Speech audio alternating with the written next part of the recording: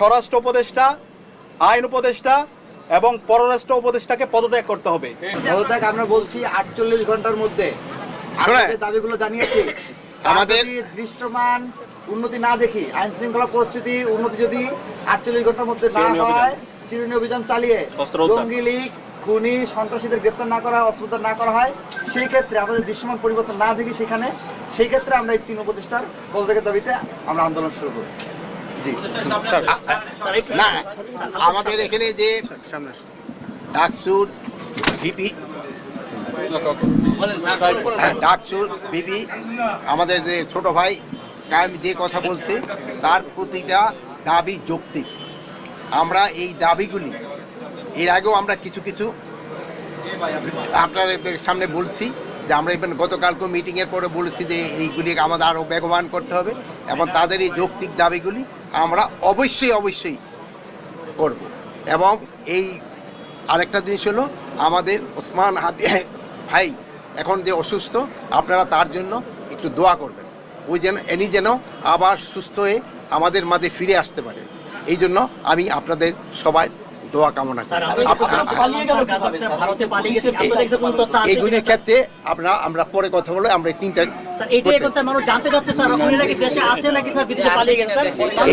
এটা সব কিছু তো এখানে বলা যাবে না।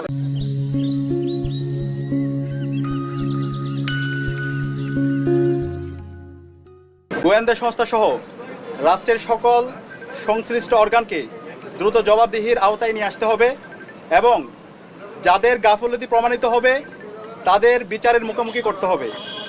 একই সঙ্গে যারা এই হামলাকে সমর্থন জুগিয়েছে, হাদি ভাই এবং জুলাই বিপ্লবীদের হত্যাযোগ্য করে তুলেছে, সেই কালচারাল ফেসিস্টদেরকে সামাজিকভাবে বয়কট করতে হবে। এইসব ব্যবস্থা অনতিবিলম্বে দৃশ্যমান করতে হবে। 2 নম্বর দাবি, আগামী 48 ঘন্টার মধ্যে নিষিদ্ধ লীগের বিরুদ্ধে এলাকাভিত্তিক চিরুনি অভিযান শুরু করতে হবে। নিষিদ্ধ ঘোষিত সংগঠনের বিভিন্ন স্তরের সকল সন্ত্রাসীদেরকে গ্রেপ্তার করতে হবে এবং সব ধরনের অবৈধ অস্ত্র উদ্ধার করতে হবে। এই বিষয়ে সরকারের অবহেলা আমরা সহ্য করব না। 3 নম্বর দাবি, ভারতীয় আধিপত্যবাদের বিরুদ্ধে প্রথম ও অপরিহার্য পদক্ষেপ হিসেবে খুনি হাসিনাকে দেশে ফিরিয়ে এনে তার বিরুদ্ধে মানবতা বিরোধী অপরাধে প্রদত্ত রায় কার্যকর করতে হবে। গণহত্যাকারী সন্ত্রাসীদের আশ্রয় দেওয়ার প্রতিবাদে ভারতের সঙ্গে কূটনৈতিক সম্পর্ক পুনর্বিবেচনা করতে হবে। অভিযুক্তদের ফেরত না দেওয়ার পূর্ব পর্যন্ত কূটনৈতিক সম্পর্ক স্বাভাবিক করা যাবে না।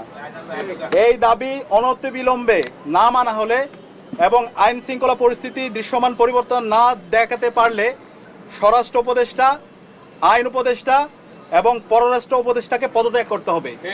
এই 3 দফা দাবি আমরা জানিয়েছি এবং একই সাথে আমরা গতকাল থেকে বাংলাদেশের সকল ছাত্র সংগঠন, সিভিল সোসাইটি, সাংবাদিক এবং জুলাইয়ে যে সমস্ত সংগঠনগুলো তৈরি হয়েছে, জুলাইয়ের যারা আমাদের সহযোদ্ধা ছিল, আমরা সবার সাথে গতকাল থেকে যোগাযোগ করছি, মিটিং করছি।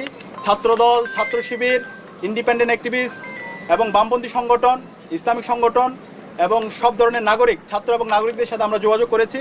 আমরা সারা দেশে সবাইকে ঐক্যবদ্ধ হওয়ার জন্য আমাদের ফেসিবাদের বিরুদ্ধে, আমাদের কমন এনিমি ভারতের যে হচ্ছে যারা বাংলাদেশে দাসত্ব কায়েম করতে চায় এবং একই সাথে এই পতিত ফেসিস্টদের বিরুদ্ধে আমাদের ঐক্যবদ্ধ হওয়ার জন্য আমরা সবার সাথে কথা বলেছি এবং সকল ফেসিবাদ বিরোধী যারা আন্দোলন সংগ্রাম করেছে সবাই একমত হয়েছে এবং খুব দ্রুতই সকল ফেসিবাদ বিরোধী আমরা যারা জুলাই একসাথে নেমেছিলাম আমাদের সম্মিলিত কর্মসূচি আপনারা দেখতে পাবেন। এবং একই সাথে আমরা সারা দেশের মুক্তিকামী ছাত্র জনতাকে আহ্বান করছি, আমাদের প্রত্যেকটা পাড়ায় পাড়ায়, প্রত্যেকটা ওয়ার্ডে ওয়ার্ডে আমরা যেন দেশের আমাদের নাগরিকদের নিরাপত্তা নিশ্চিত করার জন্য আইন শৃঙ্খলা রক্ষায় আমরা যেন গণকমিটি গঠন করি, যে গণকমিটির মাধ্যমে যারা ফেসিবাদের দোষর আছে, খুনি হাসিনা এবং তার দোষর, নিষিদ্ধ ছাত্রলীগ, যুবলীগ, সন্ত্রাসীদেরকে আইডেন্টিফাই করে তাদেরকে যেন থানায় দেওয়া হয় এবং তাদের বিরুদ্ধে যেন ব্যবস্থা নেওয়া হয়। এবং সেই জায়গায় স্বরাষ্ট্র মন্ত্রণালয় নিশ্চিত করেছেন আমাদের যে গণকমিটি গঠিত হবে তাদেরকে সার্বিকভাবে আইন শৃঙ্খলা রক্ষাকারী বাহিনী তাদেরকে সহযোগিতা করবে। এবং যেই দিল্লি আজকে খুনি হাসিনা এবং তার দোষরদেরকে, সন্ত্রাসীদেরকে আশ্রয় দিচ্ছে এবং দিল্লি থেকে আমাদের বাংলাদেশকে বিভিন্নভাবে উত্তপ্ত করার চেষ্টা করা হচ্ছে, সেই দিল্লির সাথে আমাদের যে পররাষ্ট্র মন্ত্রণালয় আছে, পররাষ্ট্র মন্ত্রণালয়ের কূটনৈতিকভাবে তাদের বিরুদ্ধে আমাদের যে সম্পর্ক সেটাকে পুনর্বিবেচনা করতে হবে। এবং আজকে আমাদের আরেকটি বিষয়, আমরা নিন্দা জানাচ্ছি।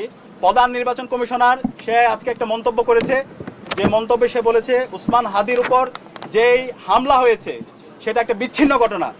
আমরা পুরো ছাত্র জনতার পক্ষ থেকে আমরা এই ধরনের মন্তব্যের তীব্র নিন্দা এবং ঘৃণা জ্ঞাপন করছি।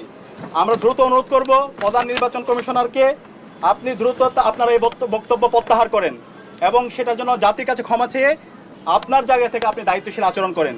তফসিল ঘোষণার পর থেকে আমরা চাই এই দেশের সকল নাগরিকরা একটা সুস্থ পরিবেশে নির্বাচন এবং ভোট দেওয়ার জন্য। সুতরাং ফ্রি ফেয়ার ক্রেডিবল ইলেকশন করার জন্য নির্বাচন কমিশনার থেকে শুরু করে আইন শৃঙ্খলা রক্ষাকারী বাহিনী সবার দায়িত্বশীল আচরণ করা দরকার। একই সাথে রাজনৈতিক দলগুলো দায়িত্বশীল আচরণ করবে। এবং সর্বশেষ আমরা দেখতে পাচ্ছি সারা দেশের যে আদালতগুলো আছে, আইনজীবীরা আছে, বড় অঙ্কের টাকার বিনিময়ে এই পতিত ফেসিসদের মামলাগুলো প্রত্যাহার করার জন্য, তাদের জামিনের জন্য তারা কাজ করছে। আমরা ছাত্র সমাজের পক্ষ থেকে হুঁশিয়ার করছি, এই যারা গণহত্যাকারী এবং শিশু হত্যাকারী এবং যারা আমাদের ভাই বোনদেরকে মেরে রক্তাক্ত করেছে, এই সন্ত্রাসীদের পক্ষে যারা অবস্থান নেবে তাদেরকে আমরা সামাজিকভাবে বয়কট করব এবং তাদের তালিকা আমরা সামাজিকভাবে সবাইকে জানিয়ে দেব। এই জায়গায় এই অপরাধীদের বিচারের প্রশ্নে, খুনি হাসিনার বিচারের প্রশ্নে, নিষিদ্ধ ঘোষিত ছাত্রলীগ, যুবলীগ, আওয়ামী লীগের বিচারের প্রশ্নে এবং এই দিল্লির দাসত্বের বিরুদ্ধে আমাদের একটা জাতীয় ঐক্যমত দরকার। আমরা আশা রাখছি বাংলাদেশপন্থী যারা আছে, দীর্ঘ ফেসিবাদ বিরোধী যারা আন্দোলন করেছে, আমরা সবাই ঐক্যবদ্ধভাবে আমাদের এই ফেসিবাদের পতিত ফেসিসদের বিরুদ্ধে এবং খুনি হাসিনার বিচারের প্রশ্নে আমরা ঐক্যবদ্ধভাবে আমরা আমাদের আন্দোলন সংগ্রাম জারি রাখবো। এবং যে 3 দফা দিয়েছি, এই 3 দফা যদি দ্রুত সময়ের মধ্যে আমরা যদি এটা কার্যকর ব্যবস্থা দেখতে না পারি, তাহলে আমরা সারা দেশের মুক্তিকামী ছাত্র জনতাকে সাথে নিয়ে আমরা জুলাই যেভাবে রাজপথে নেমেছিলাম তার চাইতে আরো শক্তিশালীভাবে আমরা রাজপথে নেমে আমরা গণ আন্দোলন গড়ে তুলব।